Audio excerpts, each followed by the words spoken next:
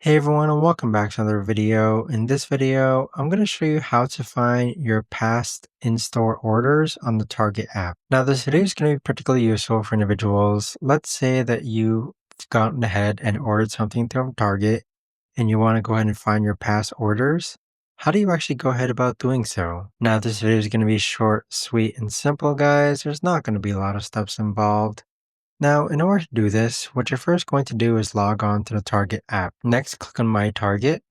Then on the top hand side, you're going to find your purchase history. So click on Purchase History. Next, click on In-Store. And then this is where you're going to find your past in-store orders on the Target app. But that right there, guys, is the best and easiest way that I know of to actually go ahead and find your past in-store orders on the Target app. If you guys know of a better, easier way to actually do this, let me know in the comments down below.